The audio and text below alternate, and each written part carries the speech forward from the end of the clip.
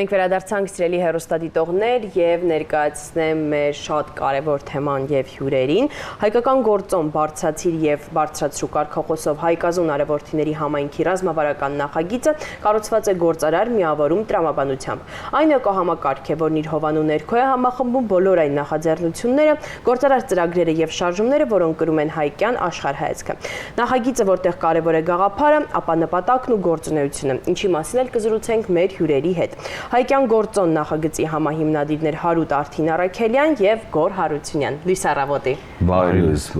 Ուրախ ենք, որ առավոտը կիսում եք մեզ հետ։ Շնորհակալ ենք, մենք էլ ենք ուրախ շատ։ Բարձրացիր, բարձրացրու կարգախոսը բավականին խոսուն է։ Ինչ է այն նշանակում միայն որպես գաղափար, այլ որպես կենսակերպ եւ առաքելություն։ Հրաշալի։ Այս մի գաղափարախոսություն է, որ կոնկրետ իմ ու Հարութի պարագային մի քիչ ավելի խոր արմատներ ունի, մենք վաղ ենք ունեցել սկաուտներ լինել 90-ականների եւ դա իրական սկաուտներ։ Այ Հարութը Իրանում, ես Հայաստանում եւ այս կարգախոսը կարելի ասել, այսպես կարմիր թելով ուղեկցել է մեզ մեր կյանքի ընթացքում եւ եկել հասունացել է, որ պիտի այս կարգախոսի հիմամբ կամ կարգախոսի հիմքով ստեղծվի կամ ստեղծվեր մի էկոհամակարգ, ուզում եմ ես շեշտել հատուկ, ոչ թե ստերիլ, այլ էկո բնական համակարգ, միջավայր, որտեղ որ մրցակցություն որպես այդպիսին չկա։ Գուցե մի քիչ պարադոքսալ բան եմ ասում, երբ խոսում ենք գործարար հարաբերությունների մասին ու դուրս ենք բերում դրանից կամ լուսանցքում ենք թողնում մրցակցությունը, գուցե թե այսպես բիզնես մտածողությամբ մի քիչ լավ չընկալվի, բայց հենց այստեղ է այդ ամբողջ գաղափարաբանությունը, որ մենք այս նախագծով չենք մրցակցում միմյանց հետ, այլ համագործակցում ենք, որտեղից էլ ծագում է բարձրացրու կարգախոսը։ Սա թերևս այն հիմնական, այսպես հիմքն է կամ մեխն է, որով մենք ուզում ենք ասել, որ համագործակցությունը մրցակցության հիմքով չպիտի լինի, այլ դու պիտի բարձրանաս եւ հետդ բարձրացնես նաեւ քեզ գաղափարակից մարդկանց։ Փոխօգնությամբ։ Դուք հայկյան գործոնը ներկայացնում եք որպես էկոհամակարգ, որը համախմբում է հայկյան աշխարհայացքը կրող նախաձեռնությունները։ Ինչն է միավորում այդ տարբեր նախագծերին եւ ինչպես եք սահմանում հայկյան աշխարհայացք հասկացությունը։ Հիմնականում հայկյան աշխարհայացքը խոսում է մեր հայկական հին հավատամքի եւ բարոյական արժեքների մասին, որտեղ կարող է այսօր մոռացված լինի կամ շատ կրողը չլինենք, բայց մեր նպատակն էր, որ նաեւ բիզնեսը եւ այսինքն ֆինանսական գործունեությունը նորից կապենք մեր հայկական հին արժեքների հետ եւ հասարակությանը նաև ցույց տանք, որ հնում հայ գործարարը կամ ասենք հայ վաճառականները ունեցել են շատ բարձր դիրք ոչ միայն հայկական աշխարհում, այլ նաև միջազգային ոլորտում, միջև ասենք Հնդկաստանից միջև Եվրոպա, որտեղ հայ վաճառականը, հայ գործարարը եղել է նախ եւ առաջ բարոյական արժեքների կրող։ Իր խոսքը եղել է խոսք, այսինքն ոչ մի ուրիշ ինչ-որ գրավոր երաշխիքներով, որ ինքը պիտի այսինչ բանը կատարի, այդքան էլ չի եղա այն ժամանակ, ու հայ վաճառականության ցանցը դրանով հայտնի է եղել, այսինքն ջուղայից սկսած, այսինքն հետո նոր ջուղայի Սվահան, Հնդկաստան եւ ցանցը միջև Եվրոպա, որ մենք նայենք, այնտեղ Խոջամինաս ենք ունեցել ու լիքը Շահրամանյաններ, բաներ նրանք, որ բոլորը դրանով հայտնի են եղել, որ իրենք նաև օգնել են այլ վաճառականներին բարձրանալուն, այսինքն իրանք միայն մոնոպոլիա չեն ստեղծել, որ իրենց ցանցը իրենց ձեռքում պահեն, եւ հենց դերից էլ ոգեշնչվել ենք նաեւ մենք, որ եթե երբևիցե մենք ունեցել ենք եւ դրա կրողն ենք ելը, այսօր նույնպես կարող ենք անենք, պարզապես այսօր մի քիչ դժվար է պայմանները, երբ կույր մրցակցությունը եւ մոնոպոլիան, որը պիտի շուկայում ստեղծի բիզնեսը, կոպիտ ասած մենք դրան մի քիչ դեմ ենք գնում ու հավատացած ենք, որ կան լիքը հայ գործարարներ, հայ ձեռներեցներ,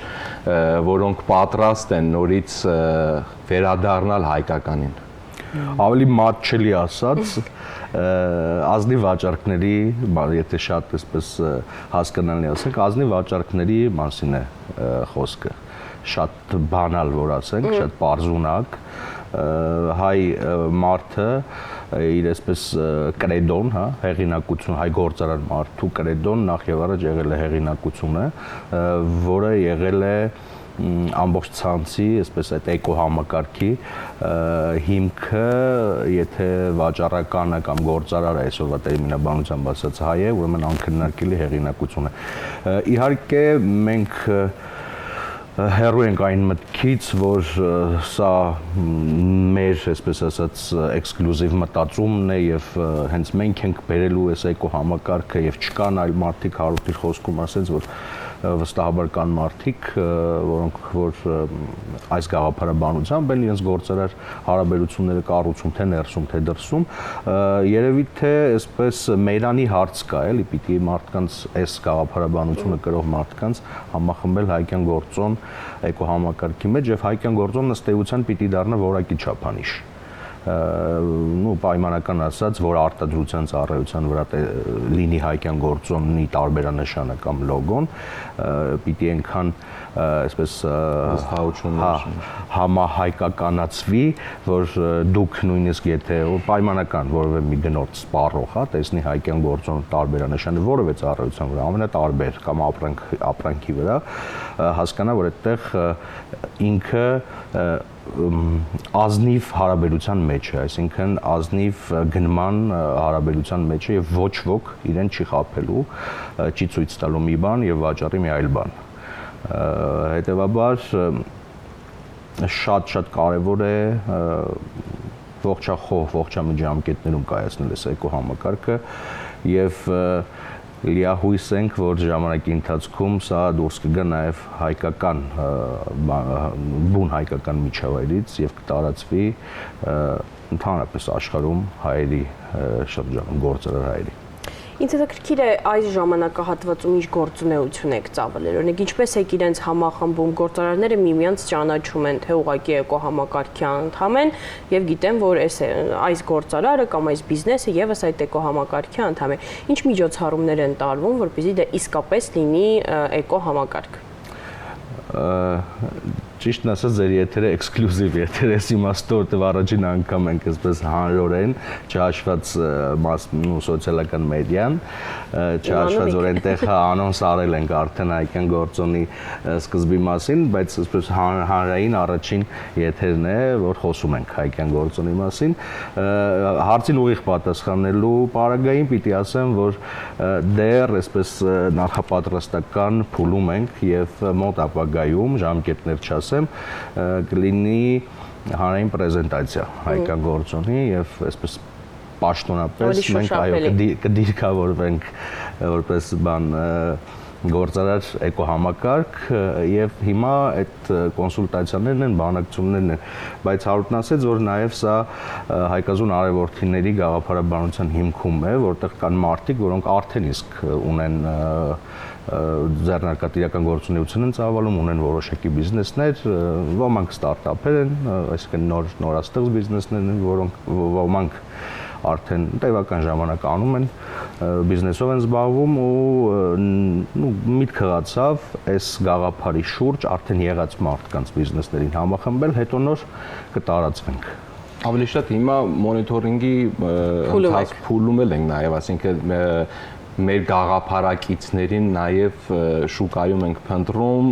եւ փորձում ենք հարաբերության մեջ մտնել, շփման մեջ մտնել եւ ներկայացնել եւ այդ նախնական փուլում ես բնականորեն այսպես էլ պիտի լիներ, որ ստեղծվի այդ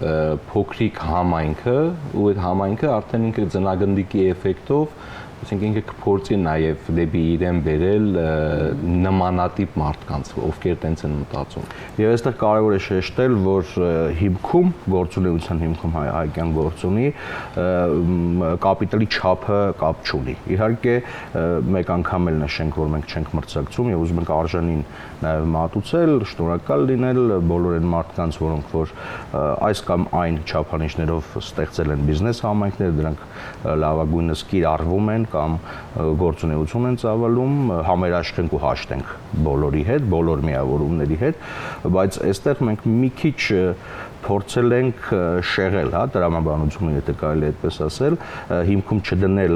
կապիտալի շրջանառության չափը, այլ գաղափարը, եթե գաղափարին համակարծիք են կամ համագաղափարակից են, ուրեմն հայկյան գործոնի, այսպես ասած, դռները բաց են նրանց առաջ համագործակցության համար։ Ձեր նախագծում կարևոր տեղ է զբաղեցնում գործարար միավորման տրամաբանությունը։ Ինչպես եք համատեղում ազգային արժեքներն ու ժամանակակից գործարար մտածողությունը ստեղծելով կենսունակ մոդել։ Ինչ հրաշալի։ Ինչ հրաշալի հարց։ Ուղիղ, շատ ուղիղ, որովհետև տեսեք մի բարբերաբար ասել եմ, եթե առիթ է եղել, ու ոչ միայն ես տրամաբանությամբ, այս մտածողությամբ մարդիկ մի գաղափարաբանության դեմ ենք գնում, որ կապիտալը հայրենիք չունի, հա, այս ընդունված կարելի ասել բան է, կապիտալիստական, են էլ հավայրի կապիտալիստական, մենք ուզում ենք ասել, որ ունի եւ մեր հայկյան կամ հայկական գործարար ամբողջ ծիրում, պատմական ծիրում լավագույնս ապացուցված է, որ իհարկե հակառակ ապացույցներն էլ կան իհարկե, բայց լավագույնս ապացուցված է, որ ունի կապիտալը հայրենիք եւ նախ եւ առաջ կապիտալը հենց պիտի ծառայի հայրենիքին։ Ազգային արժեքներին մենք կանոնագիր ունենք, կանոնադրություն կամ եթե այդպես կուզեք, գրել ենք, աշխատել ենք, մշակել ենք եւ այնտեղ մի զգալի բաժին կամ հիմնային, հա, հիմնակարային բաժին հենց հատկացված է այդ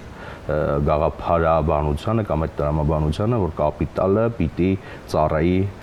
նախ եւ առաջ այն միջավայրին, որտեղ որ ստեղծվում է, գեներացվում է, իսկ մեր դեպքում բնականաբար դա հայկյան միջավայրն է կամ հայկական միջավայրն է։ Այո, այսօր բազմաթիվ երիտասարդներ ունեն գաղափարներ, սակայն հաճախ չեն համարձակվում դրանք կյանքի կոչել։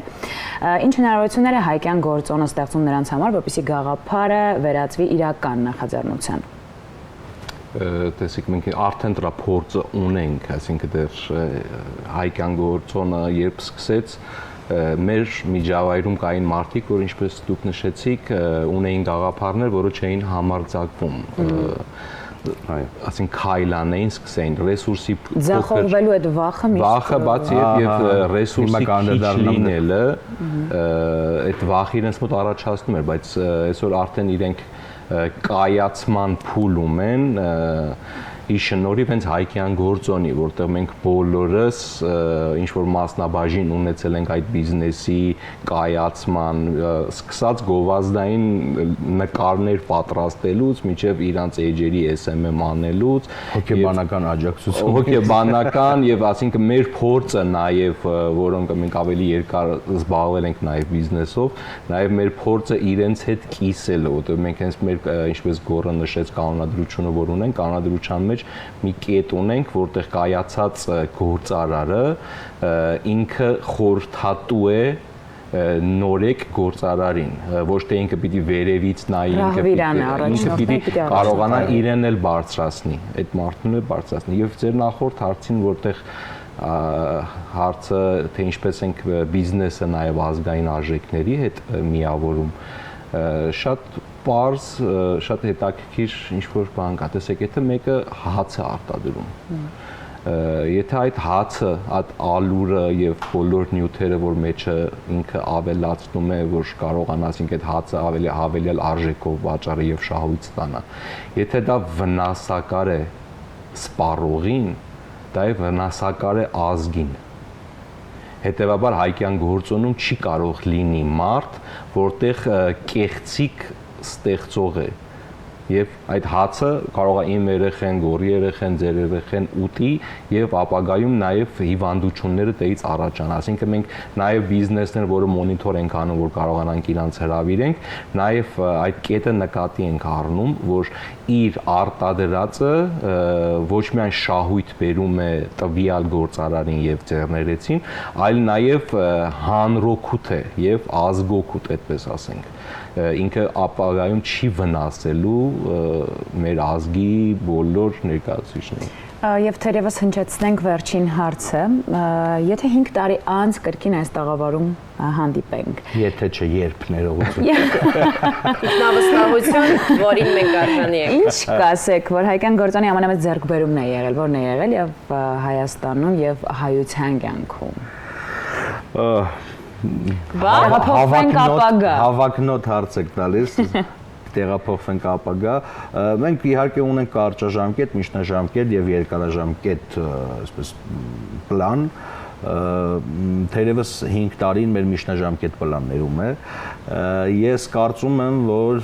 պիտի 5 տարի հետո խոսենք արդեն կայացած մի շարք նախագծերի մասին, որոնք հենց հայկյան գործոնի ներսում են, սկիզբ առել ու կայացել, եւ նաեւ պիտի խոսենք արդեն ճանաչելի դարձած հայկյան գործոն որակի չափանիշ միավորի մասին,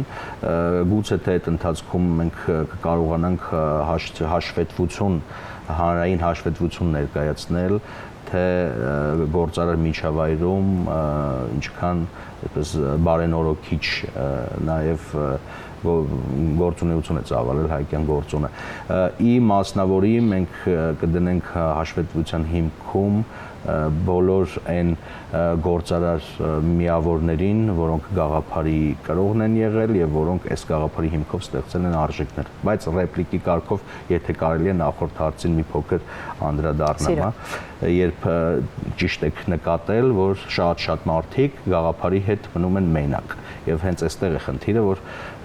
մենք փորձում ենք գաղափարը կրողին աջակցել հնարավոր բոլոր ռեսուրսներով, որովհետև այսպես շատ իդեաներ, գաղափարներ հրաշալի մնում են անկատար, մնում են գզրոցներում, որովհետև մարդն ինքը չի գտնում աջակիցը իր գաղափարի։ Եվ այս իմաստով է, որ մենք չենք մրցակցում եւ գաղափարը չենք դեֆորմացնում, չենք վերցնում ինչ-որ մեկի գաղափարը, մանիպուլացնում եւ դարձնում մի ուրիշ բան։ Իսկ մարդ ունի գաղափար, ունի իդեմս հայկյան գործունի աջակցություն առայժմ մեր ուժերի, ներածին չափով, այնքան ինչքան որ հիմա ենք կարողանում, այն հույսով, որ այդ հնարավորությունները հետո անգամներով կբազմապատկվեն։ Վստահ, ես առավել քան վստահ եմ, որ այնքան բարձր է ձեր մոտիվացիայի շեմը առնվազն այս պահի համար, որ մենք դեռ տարբեր առիթներ կունենանք մեր եթերում ձեզ տեսնելու տարի անց հանդիպենք։ Մնաց մենք 5 տարի անց այստեղ լինենք, ըստ Գորենց մոտիվացիայի իրենք այստեղ կլինեն։ Կհանդիպենք մեկ միանշանակ մենք խոստանում ենք այսպես նաև ուղիղ եթերով, շնորհակալ ենք օրը մեզ հետ սկսելու համար, նաև էքսկլյուզիվ տեղեկատվության համար եւ վստահ ենք, որ մեր հեռուստադիտողներից շատերն այսպես ականջալուր կլինեն այս նախաձեռնությանը։ Մենք որ 5 տարի հետո երբ ապրանք եք առնում, մի հատ ապրանքը պատտասնեք, տեսնեք լոգոն, հետևը ճանաչելի կդառնա։ Ես ավելի քան վստահ եմ, որ հենց այդպես էլ։ Շնորհակալ ենք եւս մեկ անգամ, շնորհակալություն մեր հեռուստադիտողներին, մենք կունենանք կարճ դադար գովազդի տեսքով, որից հետո կդիմավորենք մեր հաջորդ հյուրին։